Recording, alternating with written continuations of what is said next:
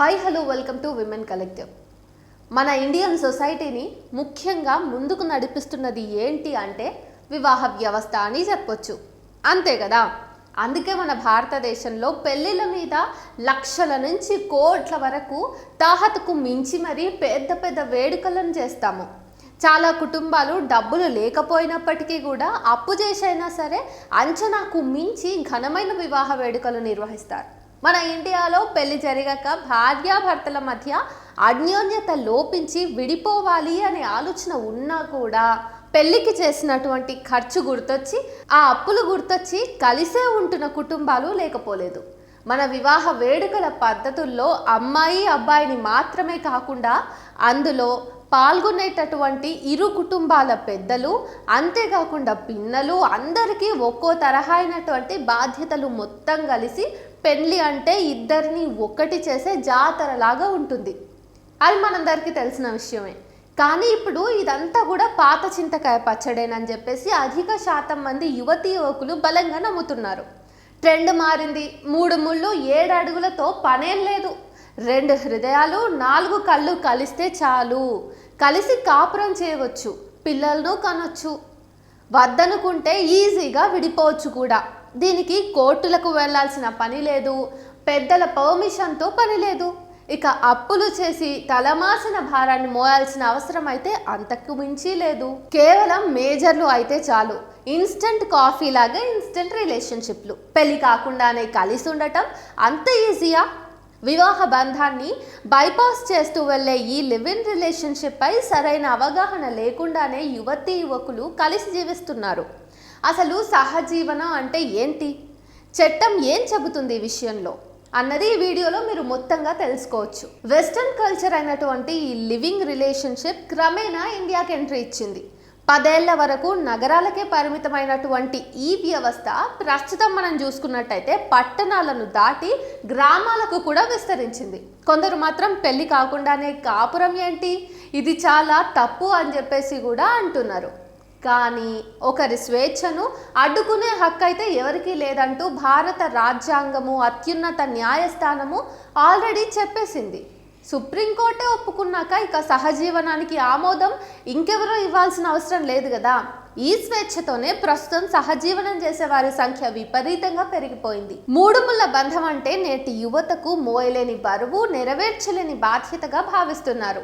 దీంతో జీవితంలో మంచి ఉద్యోగం, ఆర్థికంగా సెటిల్ అయ్యాకే పెళ్లి చేసుకుంటామంటూ భీష్మించు కూర్చుంటున్నారు. ఉద్యోగాల కోసమని కుటుంబాలు సొంత ఊళ్లకు దూరంగా ఉంటున్నారు. ఇదే సమయంలో తమ కళ్ళ ముందే పెళ్లి చేసుకున్న జంటలు చిన్న చిన్న సమస్యలకే ఏడాదికో 2 ఏళ్లకో విడిపోతుండటం వారిని కలవరానికి గురి చేస్తోంది. ఈ కారణంగా కూడా కొంతమంది వివాహ వ్యవస్థపై నమ్మకాన్ని కోల్పోతున్నారు. ఇట్లాంటి వాళ్ళందరే లివ్ ఇన్ రిలేషన్షిప్ వైపు అడుగులు వేస్తున్నారు. వివాహాలపై నమ్మకం లేని వారు లేదా ఇతర ఏ కారణాల చేతైనా పెళ్లి వద్దనుకుని ఇద్దరు ఒక అవగాహనతో పెళ్లి కాకుండానే ఒకే ఇంట్లో ఉంటూ భార్యాభర్తల్లా జీవిస్తూ సహజీవనం చేస్తున్నారు. అమ్మాయికి 18 ఏళ్ళు, అబ్బాయికి 21 సంవత్సరాల వయసు నిండిన పెళ్లి కాని యువతీ యువకులు సహజీవనానికి అర్హులు. వీరే కాకుండా భార్యను కోల్పోయిన భర్త, ఆ తర్వాత భర్త చనిపోయిన భార్య కూడా లివ్ ఇన్ రిలేషన్షిప్ను కొనసాగించవచ్చు. కానీ వివాహ బంధంలో ఉన్న ఏ స్త్రీ అయినా పురుషుడైనా మరొకరితో వివాహేతర సంబంధం పెట్టుకుంటే అది సహజీవనంగా పరిగణించబడదు. భార్య ఉండగా భర్త, భర్త ఉండగా భార్య కానీ మరో వ్యక్తితో సహజీవనం చేయాలంటే ఖచ్చితంగా విడాకులు తీసుకుని ఉండాలి. పౌర హక్కుల పరిరక్షణ చట్టం 1955 ప్రతి ఒక్కరికి జీవించే హక్కును, స్వేచ్ఛను, భద్రతను ఇస్తుంది. సహజీవనం చేసేవారు ఇలాంటి చట్టాల ప్రకారం గౌరవంగా జీవించవచ్చు కూడా. వేధింపులు, హింసకు వ్యతిరేకంగా పోరాడవచ్చు కూడా. అయితే దీనికి కొన్ని ప్రామాణికాలు ఉన్నాయి. అవేంటో కూడా మనం ఈ వీడియోలో తెలుసుకుందాం. ఇద్దరు కలిసి ఉన్నట్టు అద్దె ఇంటి ఓనరో లేకపోతే ఇరుగు పొరుగులో ఉన్నటువంటి వాళ్ళు బాధితులు భార్యాభర్తల్లా కలిసి జీవించినట్టు అఫిడవిట్ని ఇవ్వాల్సి ఉంటుంది. లేదా రేషన్ ఆర్ ఆధార్ కార్డుల్లో ఇద్దరి పేర్లు ఉండాలి. అప్పుడే కోర్టులో కేసు వేసేందుకు వీలవుతుంది. సహజీవనంలో ఉన్న అవివాహిత జంటలకు గృహహింస చట్టం కింద రక్షణ ఉంటుంది కూడా. మహిళలు న్యాయం పొందేందుకు గాను, వేధింపులకు భయపడకుండా జీవించడానికి గాను ఈ చట్టం ఎంతగానో ఉపయోగపడుతుంది. అవివాహిత జంటలకు ఆర్థిక భద్రత అనేది భారతీయ చట్టంలోని మరొక కీలకమైన అంశం. క్రిమినల్ ప్రొసీజర్ కోడ్ 1973లోని సెక్షన్ 125(1)(a) ప్రకారం లివ్ ఇన్ రిలేషన్షిప్లో భాగస్వాములు వివాహంలో జీవిత భాగస్వాములకు సమానమైన మెయింటెనెన్స్ అర్హులు. ఈ నిబంధన ఆర్థిక స్థిరత్వం, భాగస్వాముల మధ్య సంబంధాలను ప్రోత్సహిస్తుంది. ఇటీవలి కాలంలో శాసన, న్యాయ వ్యవస్థలు పెళ్లి చేసుకోకుండానే కలిసి జీవించే వారి హక్కులను గుర్తించాయి. ఉత్తరాఖండ్ యూనిఫామ్ సివిల్ కోడ్ ప్రతిపాదన ఈ విషయంలో ఒక ముఖ్యమైనటువంటి ముందడుగును వేసింది. చట్టం ప్రకారం లివ్ ఇన్ రిలేషన్షిప్లో ఉన్నవారు రిజిస్ట్రేషన్ చేసుకోవచ్చు కూడా. వీరికి చట్టపరమైనటువంటి హక్కులు వర్తిస్తాయి. వీరి పిల్లలకు హక్కులు వర్తిస్తాయి.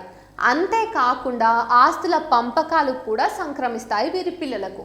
అవివాహిత జంటలకు జన్మించినటువంటి పిల్లల లీగల్ స్టేటస్ వర్తిస్తుంది. సహజీవనం చేసేటటువంటి జంటలకు పుట్టిన పిల్లలు వివక్షను ఎదుర్కోకూడదని చెప్పేసి కూడా కోర్టులు సైతం తీర్పునిచ్చేశాయి. హిందూ మైనారిటీ గార్డియన్షిప్ చట్టం ప్రకారం ఈ పిల్లల హక్కులకు రక్షణ లభిస్తుంది కూడా. ముఖ్యంగా ఆస్తి హక్కులు, కస్టడీ విషయాలకు సంబంధించినటువంటి నిర్దిష్ట నియమాలు ఉన్నాయి. అలానే పిల్లలకు లీగల్గా తండ్రి ఆస్తిలో వాటా ఉంటుంది. కానొకవేళ తన భాగస్వామి ఆ బిడ్డలు తనకు పుట్టలేదంటే మాత్రం ఆ బిడ్డలు ఆమె భాగస్వామికే పుట్టినట్టుగా నిరూపించుకోవాల్సి ఉంటుంది. అవివాహిత జంటలను సమాజం పూర్తి స్థాయిలో అంగీకరించకపోయినా వారికి చట్టపరమైనటువంటి హక్కులు రక్షణ కల్పిస్తాయి. ఈ హక్కులు వేధింపులు, హింస, ఆర్థిక అస్థిరత నుంచి రక్షణ పొందడంలో సహాయపడతాయి. ఈ చట్టపరమైనటువంటి నిబంధనలు అవివాహిత జంటలు సామాజిక పక్షపాతం లేకుండా గౌరవంగా జీవించేలాగా నిర్ధారిస్తాయి. అవివాహిత జంటలు తమ సంబంధాలు నమ్మకంగా, సురక్షితంగా ఉంచుకోవడానికి గాను ఈ హక్కులను అర్థం చేసుకోవడం, అలాగే వీటిని అమలు చేయడం చాలా కీలకమైన అంశం. సరైన లీగల్ నాలెడ్జ్ ఉంటే వారు తమను తాము రక్షించుకోవచ్చు. బలమైన, గౌరవప్రదమైనటువంటి రిలేషన్స్ను నిర్మించుకోవచ్చు. సహజీవనంతో లాభాలు, నష్టాలు రెండూ ఉన్నాయి. ఈ జంటల్లో స్వాతంత్రం, అలాగే స్వయం ప్రతిపత్తి, అంతేకాకుండా ఎక్కువ కట్టుబాట్లు లేకపోవటం, ఆంక్షలు లేకుండా జీవించవచ్చు. ఇవన్నీ పాజిటివ్ అయితే ఆర్థికంగాను మేలు జరగవచ్చు. ఇద్దరూ కలిసి ఒకే ఇంట్లో ఉండటం వల్ల అద్దె, లివింగ్ ఖర్చులను పంచుకోవటం ద్వారా డబ్బు కూడా ఆదా అవుతుంది. అలాగే వివాహిత జంటల కంటే కూడా వీళ్ళు ఎక్కువ మొత్తంలో సంతోషంగానూ ఉన్నట్టు, అలాగే ఆప్యాయంగానూ ఉంటారని చెప్పేసి కూడా పలు అధ్యయనాల్లోనూ తేలింది. ఇంతవరకు మంచి పరిణామమే అయినప్పటికీ కూడా కొన్ని నష్టాలు అధికంగానే ఉంటున్నాయి. ఇక్కడ కూడా సహజీవన సంబంధాలు వివాహం కంటే కూడా తక్కువ స్థిరంగా ఉంటాయనేది ఒక మాట. ఒక భాగస్వామి ఎప్పుడైనా సంబంధం నుంచి విడిపోవచ్చు. డబ్బు, ఆర్థిక బాధ్యతలు పంచుకోవడంతో విభేదాలు రావచ్చు. అంతేకాకుండా పిల్లలను కలిగి ఉండాలని ప్లాన్ చేసుకోవడంలో కూడా, పిల్లల పెంపకం గురించి కూడా భాగస్వాముల మధ్య గొడవలు జరగవచ్చు. ఏ విషయంలో ఏకాభిప్రాయం లేకున్నా కూడా ఆ జంట విచ్ఛిన్నమయ్యే ప్రమాదం లేకపోలేదు.